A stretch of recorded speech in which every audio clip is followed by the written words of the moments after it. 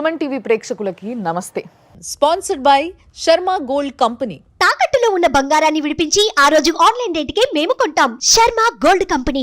ఈ రోజు మన లైఫ్ జర్నీ చెప్పినా కదా, లైఫ్ జర్నీ ఆగదు. సో ఎక్కడో 3వ ఎపిసోడ్లో మొదలైన ఒక కొట్లాట, ఆమె ఇష్యూని మీరు ఒకసారి గుర్తు తెచ్చుకొని చూపిస్తాం మేము కూడా. న్యాయం కావాలి అంటుంది, మరి అంత గోస ఏమొచ్చింది? నాకు పెళ్ళి అయింది, నా వెనకాల నువ్వు పడొద్దని నా అబ్బాయికి చెప్పాను మేడం. మాటలతోటి మెస్మరైజ్ చేయటం అనేది ఇతని దగ్గర బాగా ఉంది. అబార్షన్ చేపిస్తాం మేడం, నాకు ఇప్పుడు పిల్లలు వద్దు, నేను కరెక్ట్ ఉంటే సరిపోతుంది, నాకు ఎవరితో నేను సంబంధం. ఆ అమ్మాయిని నేను అక్కడ పెట్టుకుంటా, అక్కడ పెడతాను ఊరు దగ్గర, ఇక్కడ నేను చూసుకుంటా అని చెప్పి. సంథింగ్ ఏదో ఇట్స్ గోయింగ్ ఆన్. క్యాబ్జెమినీలో సాఫ్ట్వేర్ దానికి ట్రైనింగ్కి వెళ్తా అంటే 10 lakhs ఖర్చు. ఆమెదే కేసు నడవలేదు, నీదెంత ఆఫ్టర్ ఆల్ 4 years అని. పెళ్ళిళ్ళ మీద పెళ్ళిళ్ళు, అంత అందగాళ్ళ అమ్మాయిలు. అందగాళ్ళు కాదు, అంత మోసగాళ్ళు. కానీ ఈ శృతి లేని సంసారం అంటారు చూసిర్రా, ఎట్లా చేస్తున్నారో మరి వీళ్ళు ఇంట్లో ఆ మొగుళ్ళతోని సంసారం నాకు అర్థమైతలేదు. రాధిక అనే పిల్ల ఎంత అన్యాయంగా, అసలు నిజంగా ఆమె జీవితాన్ని ఎంత దారుణం చేసిండ్రంటే మొత్తం ఫ్యామిలీ కలిసి దారుణం చేసిర్రు. ఈ విషయం గురించి మేము చేసిన ప్రోగ్రామ్ని చూసి ఆ ఊర్లో జనాలు రాధికని మాట్లాడేటందుకు పిలిపించుకుంటే పాపం పిల్ల పొయ్యింది కూడా. పొయ్యి ఆడ కూసుంటే అత్త, మామ, ఆడబిడ్డ వీళ్ళందరూ ఎంత నీచులంటే, ఎంత నీచంగా కొట్టిర్రంటే ఆమెని. అసలు ఆ పిల్ల పరిస్థితి చూస్తే మాకే ఉసూరు అనిపిస్తుంది.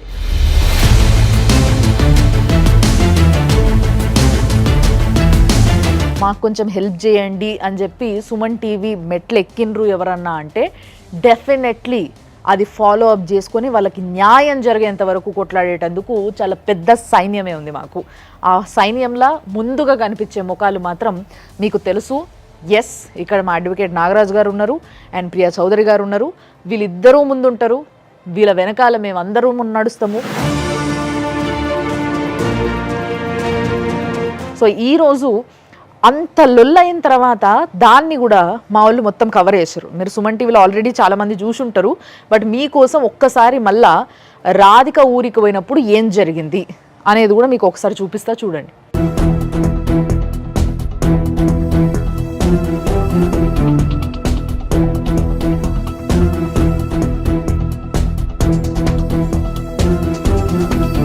వాళ్ళ ఊరు పెద్దవాళ్ళు మాట్లాడారు, ఏమున్నా కూర్చొని మాట్లాడుకోండి అన్నారు. వీళ్ళు మాకు వాళ్ళతో అవసరం లేదు, లీగల్గా పోదాం అన్నారు. లీగల్ ప్రూఫ్ ఏముంది, ఆమెకి తాళి కట్టిన ప్రూఫ్ ఏముంది, 10 లక్షలు వేసిన డబ్బులు ఏముందని వాళ్ళు మాట్లాడుతుంటే, లీగల్గా ఎందుకు ఫోటోలు ఉన్నాయి కదా అమ్మాయి దగ్గర, ఆ ఫోటోలు సరిపోవా, ఇవి సంసారం చేసినట్టు లేదా, తప్పు చేసిన తప్పు ఒప్పుకో అన్నాడు. ఒప్పుకున్నాక మరి ఆ అమ్మాయితో కాపురం చేయి, ఈ అమ్మాయితో కూడా కాపురం చేయని ఊరు పెద్ద మనుషులు తీసుకొచ్చి ఇక్కడ వాళ్ళ ఇంటి దగ్గర నన్ను వదిలేస్తే వాళ్ళ అక్క, వాళ్ళ అమ్మ, మా హస్బెండ్, మా మావయ్య అందరు ఎగబడి నా మీద కొడుతున్నారు, దాడి చేస్తున్నారు, కొట్టారు, బ్లడ్ వచ్చిందంతా. నేనైతే నా హస్బెండ్ ఇల్లు ఉందని నేను ఇక్కడికి వచ్చాను. అందరికి తెలిసి నన్ను మోసం చేశారు వాళ్ళకి తెలుసు మ్యారేజ్ అయింది, ఈ అమ్మాయితో ఉన్నాడని కూడా నేను వాళ్ళ డాడీకి ఫోన్ చేసి చెప్పాను. అప్పుడు ఏమనలేదు. అన్ని విధాలుగా నన్ను ఇప్పుడు యూజ్ చేసుకొని అన్ని విధాలుగా డబ్బులతో సహా మొత్తం ఆయనకి జాబ్ లేనప్పుడు జాబ్ ఇప్పించాను నేను క్యాబ్జెమినీలో.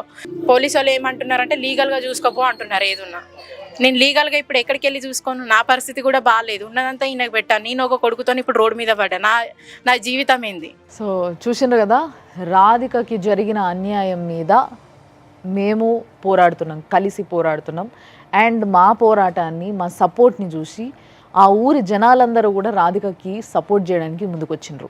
మీకు నిజంగా చెప్పాలంటే మా టీం వాళ్ళని చేరుకునే లోపే అక్కడ ఊర్లో ఉన్న జనాలందరూ పిలిపించుకొని ఒకరు వీడియోలు తీసి, ఒకరు మాట్లాడి, ఒకరు ఈమెకు అండగా నిలబడ్డప్పటికీ ఎంత దారుణంగా కొట్టిర్రంటే ఆమెని ఒక్కసారి మీరే చూద్దురు. నేను ఇప్పుడు రాధికని పిలిపించిన, రాధిక ఇక్కడనే ఉంది. రాధిక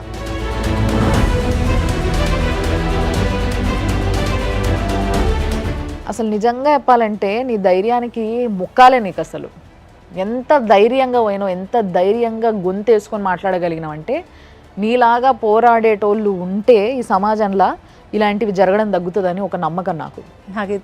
నేను ఆడపిల్లగా మోసపోయాను, ఇంకో ఆడపిల్ల మోసపోవద్దని నేను ఇలా చేస్తున్నా మేడం.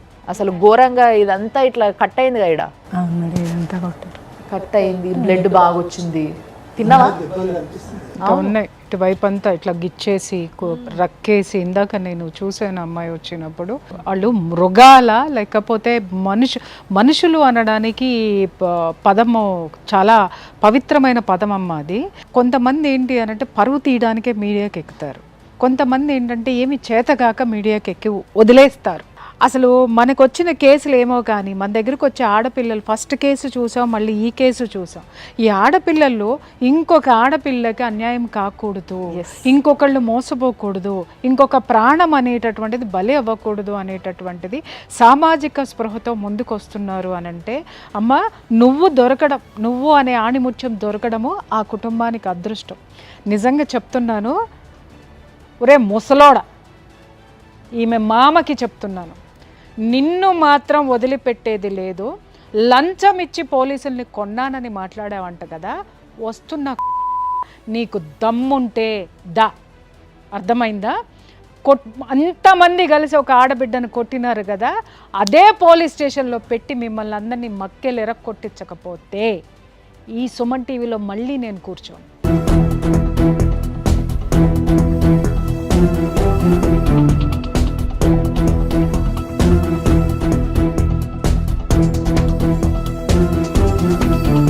సో రాధిక, నువ్వే చెప్పు, నువ్వు ఎప్పుడు ఏ సమయానికి పోయినావు, ఎవరు ఫోన్ చేసిండ్రు నీకు? నేను 9 గంటలకు అక్కడ గంగిపల్లి వెళ్ళాను. గౌడ్ సంఘానికి వెళ్ళి వాళ్ళ కుల సంఘం దగ్గర కూర్చోమని చెప్పారు. అక్కడికి వెళ్ళి ఊరు పెద్ద మనుషులకు అందరికీ ఫోన్ చేశా. వచ్చారు. వచ్చాక మా హస్బెండ్ని మా మావయ్యని పిలిచారు. ఇట్లా అమ్మాయి వచ్చింది, మరి ఆ అమ్మాయి ఇన్ని రోజుల నుంచి ఫైట్ చేస్తుంది, ఏం తప్పు లేకుండా అమ్మాయి రాదు కదా, మరి ఆ అమ్మాయికి ఏం చేయాలో అది న్యాయం చేద్దాము, అందరినీ కులపోని పట్టుకొని వచ్చింది, మీ ఇంటికైతే వచ్చి దాడి చేస్తలేదు, మాట్లాడదండి అని ఈయనకి పిలిచారు. వచ్చారు మా మావయ్య మా హస్బెండ్ ఇద్దరు వచ్చారు మేడం. వచ్చాక నాకు తెలియదు ఆ అమ్మాయి ఫ్రాడ్గా వచ్చింది, డబ్బులు తీసుకోవడానికి వచ్చింది అన్నారు. అంటే ప్రెగ్నెన్సీ బిల్స్, ఫొటోసు ఇవన్నీ ఆయన రాసిన బాండ్ పేపర్ 4 years ఉన్నాయని నేను ఊరు పెద్ద మనుషులకు చూపించాను.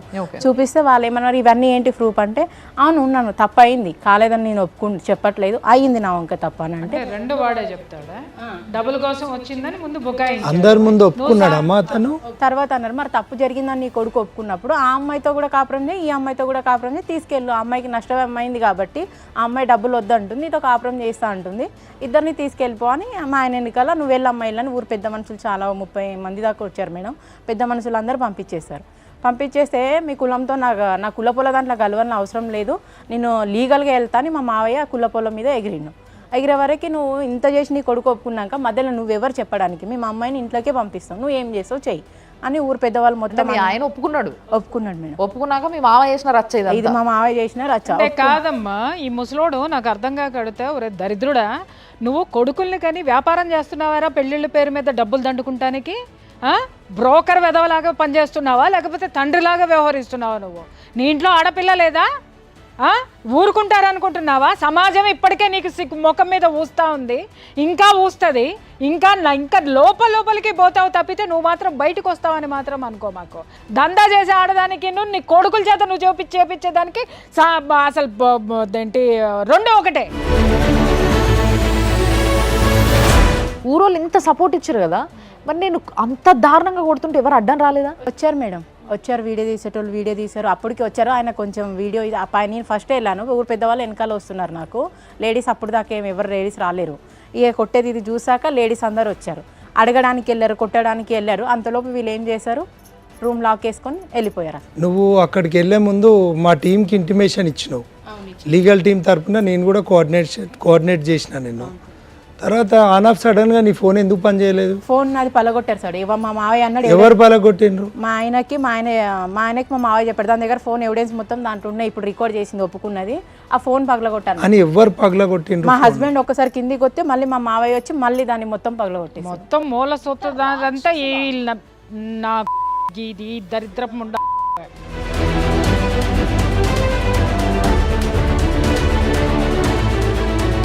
దీంట్లో మొత్తం రికార్డింగ్ కూడా చేశాను నేను. ఆయన ఒప్పుకునింది, ఊరు పెద్ద మనుషులు మాట్లాడింది. అయినా ఈ డాటా తీసుకోవచ్చు, పోలీస్ వాళ్ళు తీస్తారు. నువ్వు కంప్లైంట్ నీకు ఇచ్చినావు ఆ కదా data జరిగింది. దొరుకుతుంది. ఇప్పుడు సుమన్ టీవీలో కూడా ఇప్పుడు వేసినాం కదా మనము, ఎవిడెన్స్ ఉన్నాయి కాబట్టి అది కూడా ఉంది కాబట్టి నీకు ఆ ప్రాబ్లం వాళ్ళకి ఏం ఎవిడెన్స్ పెట్టినా ఏం ఫరక్ పడదంట. అందరికీ డబ్బులు ఇచ్చి వాళ్ళు మేనేజ్ చేసుకుంటారంట. అని ఎవరు అంటున్నారు? మా మావయ్య మా బావ వాళ్ళు అంటారు. ఎవరికి ఇచ్చారు? వాళ్ళ ఊరి దగ్గర పోలీస్ స్టేషన్, అదే పోలీస్ స్టేషన్ నాకు తెలియదు మేడం. ఆ పోలీస్ స్టేషన్లో 70,000 కట్టారంట.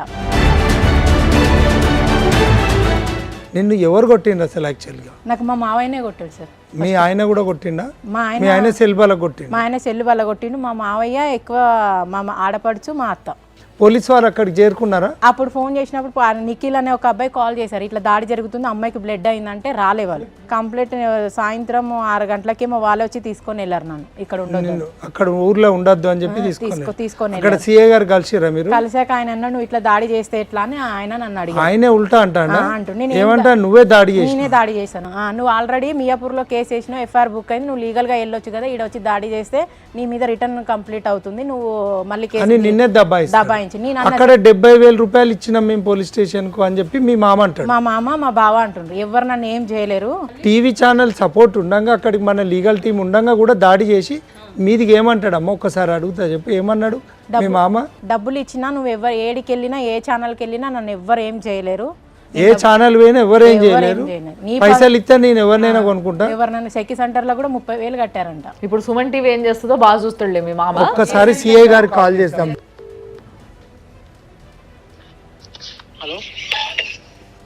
హలో నమస్తే అండి, నేను అల్లం నాగరాజ్ అడ్వకేట్ అండి, మానకొండూరు సిఐ గారండి. సార్ నమస్తే సార్, నేను సుమన్ టీవీ నుండి మాట్లాడుతున్నా సార్, లీగల్ టీం నుండి. చిన్న ఇష్యూ మీద క్లారిఫికేషన్ కోసం కాల్ చేసిన సార్ నేను. ఈ గుడిశాల మొగిలి అనేటైన గంగపల్లిలో రాధిక అని వాళ్ళ కోడలు వెంకటేష్ అని అబ్బాయి ఇష్యూ జరిగింది. ఆ అమ్మాయి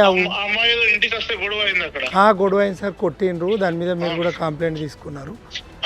అదే సార్, ఏం సార్ దాని ఇన్వెస్టిగేషన్ స్టేటస్ ఏంటి సార్? అది ఆల్రెడీ కేసు రిజిస్టర్ చేసినాం, ఎఫ్ఐఆర్ ఇష్యూ అయింది. ఎఫ్ఐఆర్ ఇష్యూ అయింది సార్. ఫర్దర్గా వాళ్ళకు అంటే అరెస్ట్ అట్లాంటివి ఏమన్నా ఉన్నాయా సార్? అంటే యాక్చువల్ ఇష్యూ అయింది అంటే ఈ అమ్మాయికి అన్యాయం జరిగింది అని మన సుమన్ టీవీకి అప్రోచ్. అదే సార్, యాక్చువల్లీ 420 అవన్నీ రిజిస్టర్ అయినాయి.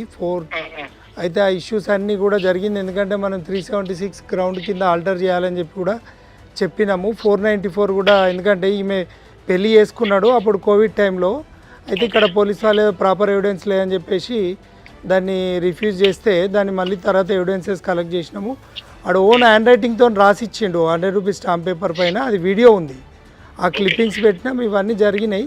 సుమన్ టీవీలో ప్రోగ్రామ్ జరిగిన తర్వాత మా లీగల్ టీం ఫాలోఅప్ చేస్తుండగా అక్కడికి ఆ ఊరు పెద్ద మనుషులు పిలిచినాక ఆ పిల్లగాని తండ్రి విపరీతంగా కొట్టినటువంటి క్లిప్పింగ్స్ కూడా మేము మళ్ళీ టీవీలో టెలికాస్ట్ చేసినాం సార్. అది అవును, అదే ఇష్యూలో మేము అదే వీడియో బేస్ చేసుకొని కేసు కూడా రిజిస్టర్ చేసినాం మేము. సార్ కొంచెం అది ప్రాపర్గా అమ్మాయికి న్యాయం చేసేటట్టు చూడాలి సార్. అది ఏ సెక్షన్స్ పెట్టింది సార్? కొంచెం ఒక్కసారి మేడం మాట్లాడతారు, రమ్య గారు అని మాట్లాడతారు. పోలీస్ స్టేషన్లో వాళ్ళ మామ 70,000 దాకా ఇచ్చిండట లంచం. మరి మేడం నా గురించి తెలుసుకోవాలి ఫస్ట్ మీరు. నేను అందుకే మీకు ఇచ్చిండు అంటలేను సార్. పోలీస్ స్టేషన్లో వాళ్ళ మామ 70,000 దాకా లంచం ఇచ్చిన అని చెప్పిండట. మరి ఆయన నోడుతున్న ఆయన్ని, మీకు అది క్రెడిబిలిటీ పోగొడుతుంది కదా అట్లా చెప్పుకోవడం అనేది. ఆయన ఒకసారి వాళ్ళ మామని మీరు పిలిపించి జర గట్టిగా మాట్లాడుండ్రి. ఉత్తిగా మీ పేరు ఎందుకు ఖరాబ్ చేసుడు? అండ్ ఇంకొకటి ఏంటంటే మన షోలా ప్రియా చౌదరి గారు తెలుసు కదా మీకు. సో ఆ మేడం కూడా ఉన్నారు, ఒక్కసారి మీతో మాట్లాడతారట, మీరు మాట్లాడండి సార్. సార్ నమస్తే. నమస్తే మేడం. సార్ ఏం లేదు, ఆ పిల్లని అంత రాక్షసంగా కొట్టినప్పుడు కనీసం ఇంతవరకు మీరు వాళ్ళని అరెస్ట్ చేయలేదేంటి సార్? మేడం యాక్చువల్లీ అది మొన్న జరిగింది ఇన్సిడెంట్. అలా మేడం ఆమెను యాక్చువల్లీ ఎంసీకి రిఫర్ చేసినాం. ఎంసీకి రిఫర్ చేస్తే నేను ఎంసీకి పోరు, నేను హైదరాబాద్ వెళ్ళిపోతా అన్నది. అంటే వాళ్ళ బాబుకి ఇక్కడ ఫీవర్ ఉండి కొంచెం సీరియస్ గా ఉంది సార్. ఓకే, ఇంకొక విషయం సార్, మీరు ఎంసీకి రిఫర్ చేశారు సార్ విషయం ఏనండి, మీరు ఎంసీకి రిఫర్ చేశారు, మీ ప్రోటోకాల్ ప్రకారం వెళ్తున్నారు. కానీ రోడ్డు మీద ఇద్దరు దారుణంగా కొట్టుకుంటేనే అప్పటికప్పుడు తీసుకెళ్లి స్టేషన్లో పడేస్తారు. అలాంటిది అంత భయంకరంగా ఆ పిల్లను, ఒక ఆడపిల్లని వేసి కొట్టినప్పుడు ఇప్పటికీ కూడా ఆ ముసలోడు, వాడికి సంబంధించిన సంతానము కాలు రెగరేసుకుని తిరుగుతుంటే చట్టపరంగా మీరు మీడియా పరంగా మేము తలదించుకోవాల్సినటువంటి అవసరం అయితే ఉందేమో అనిపిస్తుంది సార్. అటువంటి పరిస్థితి ఉండదు మేడం. సార్ ఇంతవరకు మీరు ఏం చర్యలు తీసుకున్నారు? ఒక్కటి రిక్వెస్టింగ్ అడుగుతున్నాను. 100% దాని మీద పక్కా ఇన్వెస్టిగేషన్ జరుగుతుంది. మేము కూడా వీడియో కలెక్ట్ చేసినాము, ఎవిడెన్స్ కలెక్ట్ చేసుకొని పక్కా లీగల్ గా ఎంత స్ట్రెంతబుల్ ఉంటే అంత ఖచ్చితంగా యాక్షన్ తీసుకుంటాం. కాదు సార్, ఇప్పుడు ఆ పిల్లని అంత ఇదిగా కొట్టి వదిలేసి 48 అవర్స్ అవుతుంది. ఇంతవరకు కనీసం వాళ్ళని మీరు ఎందుకు కస్టడీలోకి ఎందుకు తీసుకోలేదని అడుగుతున్నాను సార్ నేను. సార్ ఒక్కటి ఇక్కడ మేము కూడా మీడియా కూడా ఏ ధైర్యంతో ఉంటుంది అని అంటే, మీరు చట్టము మీడియా రెండూ కలిస్తే మనం ఎన్ని వండర్స్ చేయొచ్చు సార్ ఇలాంటి ఆడపిల్లలకి, ఎంత న్యాయం చేయొచ్చు. మనం ఏమాత్రం నిర్లక్ష్యం చేసినా ఈ సమాజంలో ఒక్క ఆడపిల్ల కానీ ఒక మగవాడు కానీ, నా సంగతి మీకు తెలిసే ఉండొచ్చు, నా వీడియోస్ మీరు చూస్తారో లేదో నాకు తెలియదు. నేను both sides of the coin మాట్లాడతా, మగవాళ్ళ తరపు మాట్లాడతా, ఆడవాళ్ళ తరపు మాట్లాడతా. ఇలాంటివి జరగకుండా ఉంటాయి. ఇవాళ రోడ్డు మీద మనం ఇద్దరు కొట్టుకుంటేనే వాళ్ళిద్దరిని తన్నుకుంటూ మనం పోలీస్ స్టేషన్లో పడేస్తాం. ఏది వెహికల్ రుద్దుకొని తన్నుకున్నా లేకపోతే తాగి తన్నుకున్నా. ఆ పిల్లని రక్తం వచ్చేటట్టు అంత భయంకరంగా కొడితే ఇమ్మీడియట్గా వాళ్ళని మీరు ఎందుకు అరెస్ట్ చేయలేదు? ఇది ఒక్కటే నా రిక్వెస్ట్ సార్. యాజ్ సూన్ మీరు ఇంకా ఇన్వెస్టిగేషన్ అంటున్నారు, ఇన్వెస్టిగేషన్కి కావాల్సిన క్లిప్పింగ్స్ మీకు 90% ఆధారాలు మీ చేతిలో ఉన్నాయి. మీరు ఇమ్మీడియట్గా వాళ్ళని ఫాలో అవ్వాలని నేను కోరుకున్నాను. ఎందుకంటే కమిషనర్ గారు వచ్చి నాకు బాగా తెలుసు. ఓకే, మా బ్రదర్ నాగరాజు గారికి అసలు ఇంకా క్లోజ్. కానీ మేము ఎందుకు వెళ్ళలేదు అని అంటే మీరున్నారు, మీరు ఏమి యాక్షన్ తీసుకుంటారు అనేదే మేము ఎదురు చూస్తున్నాం సార్. లేదు అనంటే మాత్రం ఇది పైకి వెళ్ళనివ్వకండి. మీరు మాకు ఈరోజు ఈవినింగ్ కల్లా మాకు ఏదో ఒక విషయము, మాకు ఒక రిపోర్ట్ అనేది మాత్రం we need sir, we request అంతే. లేదు అనంటే మాత్రం మేము ఖచ్చితంగా మీరు ఇలాగే ఇన్వెస్టిగేషన్ అనంటే మాత్రం ఇంత ఇన్వెస్టిగేషన్ ఎవరు చేయరండి. ఇన్ని సాక్ష్యాలు ఉన్నా కూడా మీరు ఇన్వెస్టిగేషన్ అని మాట్లాడడం అనేది మాకు ఎక్కడో బాధ అనిపిస్తూ ఉంది సార్. మీకు క్లిప్పింగ్స్ ఉన్నాయి, ఆ అమ్మాయిని కొడుతున్నారు, ఆ అమ్మాయి ఒంటి నిండా గాయాలు ఉన్నాయి, ఇంకా ఏం సాక్ష్యాలు కావాలి? ఇన్వెస్టిగేషన్ మీరు ఊర్లో ఎంతసేపు చేస్తారు? 48 అవర్స్ అవుతుంది. వాళ్ళని ఎందుకు ఇప్పుడు మాకేమనిపిస్తుంది అని అంటే వాడు వాగినాడు కదా ముసలోడు, 70,000 మేము లంచం ఇచ్చామని వాడు ముసలోడు కొడుకు పెద్దోడు మాట్లాడినాడు. ఇప్పుడు ఏమవుతుంది సార్? అది మీడియాలో వస్తే మీరు లంచగొండులా అని మేము అనుకోవాలా, లేకపోతే జనం అనుకుంటారు? ఆ అపవాదులు మనకు అవసరమా సార్? చట్టం మీ చేతిలో ఉన్నప్పుడు మీరు ఇమ్మీడియట్ యాక్షన్ తీసుకోకపోతే ఇదే పదము రుజువు అవుతుంది కదా. ఒక్క నిమిషం లీగల్ గ్రౌండ్స్ మాట్లాడతారు సార్ మా బ్రదర్, ఒక్క నిమిషం. యాక్చువల్ ఎందుకంటే మీరు ప్రాపర్గా చేస్తారనే ఒక మంచి పేరు ఉంది. అయితే సిపి గారి దగ్గర పోయే ముందు మీ దగ్గర మీకు ఇంటిమేషన్ ఉండాలని చెప్పి మీకు అయితే ఏంటంటే సార్ ఇప్పుడు మనము ఒకటి 354 పెట్టినాం సెక్షన్. అవును 354 పెట్టినాం, ఒక 323 పెట్టిండ్రు. ఆమెకు బ్లడ్ వెళ్తుంది. 323 ఎట్లా వస్తుంది? సెల్లు పలగొట్టిన సెక్షన్ కూడా రాలేదు. 427 పెట్టినాం సార్. 427 ఎట్లా అంటే కనీసం చీటింగ్ గ్రౌండ్ అని అన్నారు, అక్కడ పిలిపించిండ్రు, కొట్టిండ్రు. ఒక ఆడదాన్ని మీ జ్యూడిక్షన్లా బట్టలిప్పి కొట్టిండ్రు. అది ఒక ఆడపిల్లని అంత భయంకరంగా హింసించారు కదా. అవన్నీ కూడా బిఫోర్ 7 ఇయర్స్కే వచ్చే పరిస్థితికి ఉంది కదా. 354 మీరు ఇప్పుడు నేను మీకు అదే చెప్తున్నా. అవును 354 అనేది బిలో 7 years ఉంది. రేపు పొద్దున డైరెక్ట్ రిమాండ్ చేసినప్పుడు మేజిస్ట్రేట్ గారు తీసుకోకపోవచ్చు. గ్రౌండ్స్ ఫాలో అయిపోయి మన అవసరం 41 ఇచ్చేసి ఫర్దర్ ప్రొసీజర్ 41 ప్రొసీజర్ ఎట్లుందో ఫాలో అయ్యి అరెస్ట్ పర్మిషన్ తీసుకొని రిమాండ్ చేద్దామని చెప్తున్నా. అదే చెప్పబోతున్నా మేడం, అదే చెప్పబోతున్నా మీకు ఇచ్చింది. కానీ that is not the procedure sir. నేను I'm advocate, practicing advocate, I know everything. మీరు పబ్లిక్ ఇష్యూ జరిగింది, మీడియా ఇన్వాల్వ్మెంట్ ఉంది. ఒక అమ్మాయికి 10 లక్షల రూపాయలు తీసుకున్నారు, వాడు తీసుకొని మోసం చేస్తాడు. ఈ రకంగా జరుగుతుంది. సెల్ ఫోను ప్రాపర్టీ ఒకటి డ్యామేజ్ అవుతుంది, పబ్లిక్లో ఉంటుంది. నాన్ అవైలబుల్ ఏదన్నా ఏ సెక్షన్ అయినా పెట్టుకోవచ్చు. మీరు 354 అనేదాన్ని కాదు. మీరు అవసరం ఉంటే మీ పీపీ గారు ఒపీనియన్ అడిగి మీరు కనీసం కస్టడీ కన్నా తీసుకోవాలి కదా. వాడు అంత దర్జాగా నడి ఊర్లో కొడితే ఇవాళ ఏం జరుగుతుంది? మీరు మీ సిపి గారు అంత పవర్ఫుల్ సిపి గారు, ఆయనే మహాంతి గారు అని అంటే ఎంత పవర్ఫుల్ ఆఫీసర్. ఇంకా ఉన్న పరిస్థితులలో నడి ఊర్ల బజార్లో బట్టలిప్పి కొడితే రక్షణ లేదా సార్? సార్ మీరు ఏదున్నా కూడా 41A ఉన్నదని చెప్పి 41A అనే దాని మీద మీరు సార్ నేను 41A గురించి నేను మాట్లాడలేదు సార్. నేను ఏమన్నా అంటే 354 అనేది బిలో 3 years ఉంది, బిలో 7 years ఉంది కాబట్టి ప్రొసీజర్ ప్రకారం దానికి ఇంకేమైనా ఒకసారి ఇన్వెస్టిగేషన్ కంప్లీట్ అయిన తర్వాత పీపీఆర్ ఒపీనియన్ తీసుకోండి. కనీసం వాని కస్టడీ తీసుకొని వాని ఫర్దర్ ప్రొసీడింగ్స్ అన్న ఫాలోఅప్ చేయండి. చేస్తాం సార్. ఇంత సుమన్ టీవీలో ఇప్పుడు మీరున్న ఇష్యూ ఉంటుంది. మీరు ఎందుకు సార్? మీరు పబ్లిక్ ఆఫీసరు, పబ్లిక్ ఎక్కడ అక్కడ జెన్యున్గా ఏది జరుగుతుందో అది చేస్తారు, దాని మీద చూడండి సార్. దానికి ఏం ఇబ్బంది లేదు సార్, 100% ఖచ్చితంగా సెక్షన్స్ అయితే అవి అట్రిబ్యూట్ కావు సార్, అది నాన్ బెయిలబుల్స్ వస్తాయి. మీరు పీపీ గారు ఒపీనియన్ అడగండి, నాన్ బెయిలబుల్ తీసుకోండి. అదే చెప్తున్నా సార్, పీపీఆర్ ఇప్పుడు ఇన్వెస్టిగేషన్ కంప్లీట్ అయినా ఒక రిపోర్ట్ పీపీఆర్ పంపించేసి అప్రాప్రియేట్ సెక్షన్స్ అట్రాక్ట్ అయితే ఇంకా ఫర్దర్ గా ఏమైనా యాడ్ చేయొచ్చు అని ఒకసారి ఒపీనియన్. అప్పటి వరకు అయితే నువ్వు కనీసం అమ్మాయిని బెదిరిస్తున్నాడు, ఫర్దర్గా ఇన్వెస్టిగేషన్ ఊర్లలో ఎవరు కూడా విట్నెస్ ఉండద్దని చెప్పి బెదిరిస్తున్నాడు. ఇది ప్రాపర్గా మాకు కేసులో సార్ బ్రహ్మాండమైన విట్నెస్ ఉంది సార్, నో ప్రాబ్లం సార్. మీరు అవన్నీ ఎందుకంటే విట్నెస్ను మ్యానిపులేట్ చేస్తాను కాబట్టి మీరు కస్టడీ తీసుకునే రైట్ ఉంది. ఆల్రెడీ స్టేట్మెంట్స్ రికార్డ్ చేస్తాం సార్, విట్నెస్ ఎగ్జామినేషన్ అయిపోయింది, మేము చేసేస్తాం, 160 చేసేసినాం, వీడియో ఫోటో. కానీ నాన్ బెయిలబుల్ పెడితేనే పోలీస్ మీద కొంత వాల్యూ పెరుగుతుంది, కొంత చట్టం మీద గౌరవం పెరుగుతుంది. ఏం సెక్షన్స్ అట్రాక్ట్ అయితే ఒకసారి చూసి అవసరం ఆల్టరేషన్ ఫైల్ చేసేసి సెక్షన్ స్టార్ట్ చేసేసి లీగల్ గా రిమాండ్ చేసేసి. Thank you sir, thank you sir, thank you sir, నమస్తే సార్. Sir okay. బేసిక్గా పని చేయడానికి వాళ్ళు రెడీ ఉన్నప్పటికీ కొంచెం డిలే అయింది కాబట్టి దాన్ని గుర్తు చేస్తూ వాళ్ళ బాధ్యతను గుర్తు చేయాల్సిన బాధ్యత మీడియాగా మనకి ఉంది కాబట్టి. లాయర్ గారు నాకు ఒక విషయం చెప్పండి, ఇప్పుడు ఈ సంఘటన జరిగి 48 hours అవుతుంది, ఇన్వెస్టిగేషన్ అని ఆఫీసర్ గారు మాట్లాడుతున్నారు. నాకు అర్థం కాక అడుగుతానండి, రోడ్డు మీద ఇద్దరు కొట్టుకుంటేనో లేకపోతే పోలీస్ స్టేషన్ పరిధిలో ఏదైనా జరిగితేనో అటు వాళ్ళని ఇటు వాళ్ళని ఇద్దరిని స్పాట్లో తీసుకొని వెళ్తారు. ఇది ఒక చిన్న విషయం అమ్మ, క్రైమ్ జరిగిన 24 hours క్రైమ్ రిజిస్టర్ చేయాలి, క్రైమ్ రిజిస్టర్ చేసిన 24 hours మేజిస్ట్రేట్ ముందు ప్రొడ్యూస్ చేయాలి. ఇది వదిలేస్తే ఇక్కడ దరిద్రమైన పరిస్థితి ఏంటంటే ఈ 41A CRPC అంటే బిలో 7 years ఏదైతే క్రైమ్ ఉంటుందో దాని మీద స్టేషన్ బెయిల్ ఇవ్వచ్చు, ఇన్వెస్టిగేషన్ చేయొచ్చు అని వస్తుంది.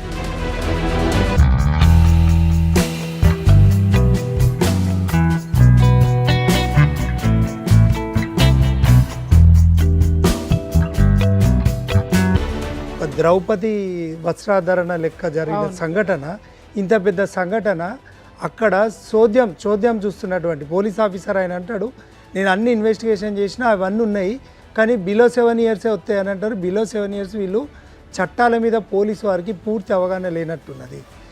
511 IPC సెక్షన్లలో బోల్డ్ అండ్ సెక్షన్ వానికి అసలు ఆ దొంగన నిమిషం అమ్మ, 511 సెక్షన్లకు 511 IPC బుక్ కుట్టాలని వానితో పాటు కుట్టాలి. ఈ ఎఫ్ఐఆర్ కాపీ కాదు సార్, అమ్మాయికి బ్లడ్ వచ్చేటట్టు బ్లడ్ వస్తుంది, దానికే సెక్షన్ 323 పెడతారంట, 326 వస్తుంది. అది మన 382 ఆర్ 384 సెక్షన్ వస్తుంది. నాన్ బెయిలబులా సార్? 326 నాన్ బెయిలబులా? 323 అంటే అది పెట్టి కేసుతో సమానం. ఏంటి ఆ విధంగా పిల్లని పడేసి కొట్టి, ఇగో చూడండి ఇంకా ఇంతవరకు చూపించండి ఆ కెమెరాలో ఒక్కసారి అమ్మాయిని మొత్తం ఆ గాయాలు మొత్తం ఒక్కసారి షూట్ చేయండి, అమ్మాయి ఎలా ఉందో.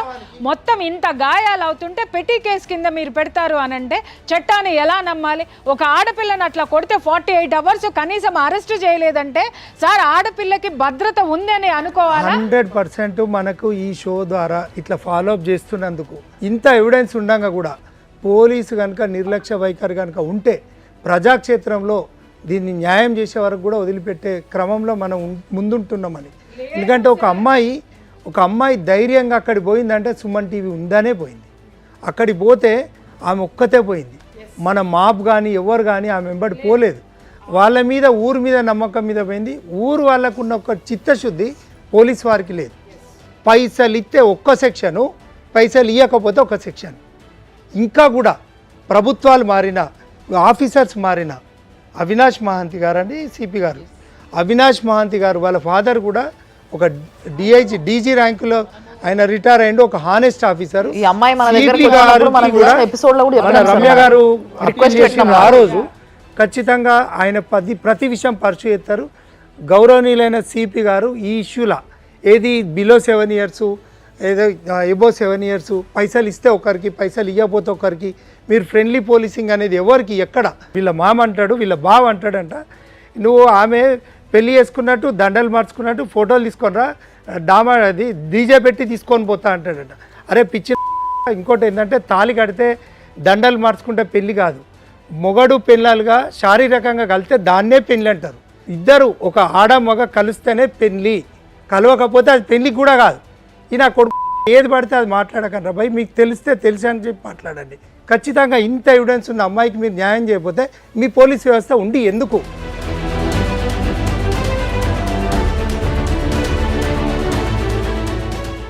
ఆ ఊరు ప్రజలందరికీ కూడా ఫస్ట్ నేను థ్యాంక్స్ చెప్తున్నానండి మనస్ఫూర్తిగా. ఒక ఆడపిల్లకి మీరు పిలిచి న్యాయం చేద్దామని చెప్పేసి అని పెద్ద మనసు చేసుకుని పిలిచారు. ఇప్పుడు మీ మీద ఇంకొక కర్తవ్యం ఉంది. ఏంటి అంటే మీరు ఆ పిల్లకి ఎవరెవరైతే అండగా నిలిచారో ఆ కుల పెద్దలు కులాన్ని కూడా తీసి వాడు పక్కన పడేశాడు, మీ యొక్క పెద్దరకాన్ని కూడా తీసి పక్కన పడేశాడు.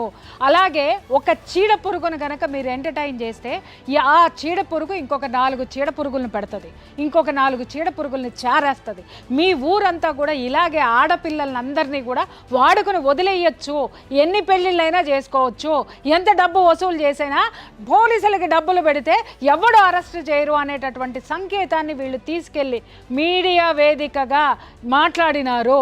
మీ ఊరి ప్రజలకు ఒక బాధ్యత, ఎవరెవరైతే ఆ పిల్లకి న్యాయం చేస్తామని ముందుకు వచ్చారో, యువత వచ్చారు, పెద్దలు వచ్చారు, ఈరోజు మీరందరూ పోలీస్ స్టేషన్కి వెళ్ళండి. వెళ్ళి అరెస్ట్ చేస్తారా లేదా ముందు అక్కడ నిలబడి సిఐ గారి దగ్గర నుంచి వాళ్ళని అరెస్ట్ చేయించేంత వరకు మీరు ఊరుకోవద్దు. సిఐ గారు నేను చెప్తున్నాను, మీరు ఇన్వెస్టిగేషన్ చేస్తానంటున్నారు, పశువు మృగాల్లాగా మీద పడి కొడుతుంటే బ్లడ్ గారుతుంటే ఏం సార్ ఇన్వెస్టిగేషన్ చేస్తారా? మీరు మనస్సు లేదా సార్? నేను అడుగుతున్నానని కాదు, మీరు కనుక వాళ్ళని ఇమ్మీడియట్గా కనుక అరెస్టు చెయ్యకపోతే నేను వచ్చి ఆ ఊర్లో కూర్చుంటా. నేనే కాదు, నా వెనుక నేను పిలిస్తే కొన్ని వందలు వేలు లక్షల మంది వస్తారు, మొత్తం వచ్చి మీ పోలీస్ స్టేషన్ ముందు కూర్చుంటాం. ఎందుకు అరెస్టు చేయరో, ఎందుకు ఇంకా ఎన్ని రోజులు ఇన్వెస్టిగేట్ చేస్తారో చెయ్యండి. ఆ తర్వాత మేము మీడియా పరంగా మేము ఇన్వెస్టిగేషన్ చేయటం మొదలు పెడితే ఎంతమంది చరిత్రలని మేము రోజుకొక ఎపిసోడ్ వేయచ్చు. లేక సెక్షన్స్ తెలియక మీరు ఇంకా ఇన్వెస్టిగేట్ చేస్తున్నాం అనేటటువంటి ఆ సెక్షన్స్ తెలియదు అనేటటువంటి దాన్ని నమ్మాలా? లేకపోతే మీకు ఇంకా ఎక్కడి నుంచైనా ఏదైనా ఇన్స్పిరేషన్ కావాలా? లేకపోతే మీరు ఎవరిని కాపాడుతున్నారు సార్? ఎవరిని కాపాడుతున్నారు? మీరు అక్కడ కూర్చొని ఒక ఇద్దరిని కాపాడితే 2 లక్షల మంది మీ పోలీస్ స్టేషన్ చుట్టూ వస్తారు, మీ పోలీస్ స్టేషన్ గురించి మీ గురించి మాట్లాడి తీరుతారు. అది మేము చేస్తాము, చేసి తీరుతాం. దయచేసి ఇమ్మీడియట్గా వాళ్ళని అరెస్ట్ చేయండి. అరెస్ట్ చేయించేటటువంటి బాధ్యత ఆ ఊర్లో ఉన్నటువంటి ప్రతి ఒక్క ఆడపిల్లది. నేను చెప్తున్నా, ఆడవాళ్ళకి చెప్తున్నానమ్మా, ఆ బిడ్డను ఎలా కొట్టారమ్మా? ఒరే ముసలినక్క, ఎరా ఒక అమ్మ బాబు కన్న ఆడబిడ్డ నీకు దొరికిందేరా కొట్టడానికి? చెప్తున్నా, నిన్ను గనక పోలీసులు అరెస్ట్ చెయ్యాలని కోరుకో, చెయ్యలేదో నేనొస్తా, నువ్వు చూద్దు కానీ అప్పుడు ఎముకలు ఎట్లా కొట్టాలో నువ్వు చూద్దు కానీ. సో బేసిక్గా నిజంగా ఒక వ్యవస్థ పనిచేయాల్సిన విధానాన్ని మీడియాగా ఈరోజు మేము ఇక్కడ నుంచోని గుర్తు చేయాల్సిన అవసరం వస్తుంది అంటే నిజంగా బాధేస్తుంది. ఈ ప్రశ్న ఎప్పుడు వస్తుంది? జరిగితే ఏంది, జరగకపోతే ఏంది? సో జరిగితే everything is well and good, జరగకపోతే నెక్స్ట్ మనం చేయబోయేది ఏంటి సార్? లీగల్గా ఊర్లో కూర్చుంటామా? సిపి గారికి మనం ఫర్దర్ ఇంటిమేషన్ ఇస్తాం, తర్వాత డీజీపీ గారికి ఇస్తాం. ఇవన్నీ కూడా క్లిప్పింగ్స్ పెట్టి తర్వాత లీగల్ యాక్షన్ ఎట్లా తీసుకోవాలి ఏంది అనేది. అంటే ఇక దీన్ని లీగల్ యాక్షన్ అంటే కూడా 200 CRPC కింద వీళ్ళు ఆల్టర్ చేయాలంటే 200 CRPC కింద అక్కడ సంబంధిత మున్సిపల్ కోర్టులో కేసు వేసుకోవాలి, లేదంటే హైకోర్టు జ్యూడిక్షన్ వస్తుంది. ఈ రకంగా పోవాలి. కానీ ఇది ఈ అమ్మాయి విషయం కాబట్టి ప్రజాక్షేత్రంలోనే తెలుసుకోవాలి. దీనికి ప్రియా చౌదరి మేడం మీరు కరెక్ట్. తర్వాత మేము న్యాయబద్ధంగా దీన్ని చట్టం న్యాయం పక్క పెడితే వానికో న్యాయం మనకో న్యాయం అనుకుంటే నేను కూడా ఈ కోర్టు గౌని ఇప్పేసుకొని నేను కూడా ఆ ఊర్లో కూర్చోవడానికి రెడీగా ఉన్నాను. సో రాధిక, నిజంగా ఇంత ధైర్యాన్ని ఇచ్చినాక నువ్వు ఇంత గట్టిగా పోరాడుతున్నావు. ఫస్ట్ ఆఫ్ ఆల్ నువ్వు ఏడవద్దు. నీ కంటి నీరు ఎంతోమంది జీవితాన్ని నాశనం చేసే అంత శక్తితో ఉంటుంది. ఎందుకంటే అలాంటి అన్యాయం నీ బ్రతుక్కి జరిగింది. ఈ రోజు మన మధ్య ఉన్నంతసేపు పిల్ల బాగున్నప్పటికీ రాత్రి కళ్ళు ఇట్లా మూసుకొని పడుకుందాం అనగానే గుర్తొచ్చేది ఇమీడియట్గా అదే. అరే నేను ఎవరితో కలిసి ఉండాలనుకుంటున్నావు వాళ్ళతో నువ్వు పెద్ద కొట్లాటలు దిగిన ఈరోజు వాళ్ళ ఆ స్టేజ్కి నన్ను గుంజిండ్రు కాబట్టి నా బతుకేంది నెక్స్ట్ అనే ఒక ఆలోచన వచ్చినప్పుడు ఒక భయం పుడుతుంది. సో దీనికి కావాల్సిందే మీలాంటి ఒక మంచి కౌన్సిలర్. మేడం నాకు జరిగింది ఇంకో జరగద్దు, ఇంకో ఆడమే మోసపోవద్దు, అందుకే మీ స్టూడియోకి వచ్చిన. ఇది మాత్రం బాగా నచ్చిందమ్మా. ఎందుకంటే ఈ ఎపిసోడ్ పోలీస్ స్టేషన్ ఆడోళ్ళకి బుద్ధి వచ్చేలా చేశారు వీళ్ళు, మొగోళ్ళు యూజ్ చేసుకొని అన్నారు. వాళ్ళకి ఒక మాట చెప్పాలనుకున్నాను, నీ ఇంటి దగ్గర నీతో సంసారం చేసేది కూడా ఒక ఆడిదే, నేను కనేది కూడా ఒక ఆడిదే. ఆడవాళ్ళకి రెస్పెక్ట్ ఇచ్చి మాట్లాడాలని నేను వాళ్ళ ఫ్రెండ్స్ ఏ దరిద్రుడమ్మా ఈ మాట మాట్లాడింది. ఆడవాళ్ళకి బుద్ధి వచ్చేలా ఆడవాళ్ళకి చేశాడు బుద్ధి వచ్చేటట్టు వాడుకొని వదిలేసారా? వదిలేశారంట. ఏ ఓడ్రా నువ్వు? ఒక అమ్మకే అబ్బకే పుట్టావురా? ఒక ఆడామకే కదా నువ్వు పుట్టింది? ఒక ఆడామితోనేగా సంసారం చేస్తున్నావు. ఒకవేళ నీకు రేపొద్దున పుట్టినా లేదా ఇప్పుడు పుట్టిన ఆడదేగా, లేదా కొడుకు పుడితే ఇవి ఇచ్చి చేయాల్సింది ఆడదేగా, వాడుకుని వదిలేస్తారా? మీ బతుకుని తగలయ్యా. మీలాంటి వెధవలు ఉన్నారు కాబట్టే అరే చెప్పు దెబ్బలు తింటున్నారు, ఊచలు లెక్క పెడుతున్నారు, ఎవరిని ఏమేమి వదలట్లా. జారుకునేవాడు మా నుంచి జారుకున్నా, మా నుండి ఇన్ ద సెన్స్ ఎదిరించే వాళ్ళ నుంచి జారుకున్నా పైనుండేవాడు ఉంటాడు చూసావా, చివరికి మంచంలో పడుకొని నానా జాతి నరకాలు అనుభవిస్తున్నారు మగాళ్ళు. ఏం తెలుసని మాట్లాడుతున్నావురా నువ్వు? థ్యాంక్ యూ మేడం, మీ సపోర్ట్తో నేను ఆడికి వెళ్ళిన.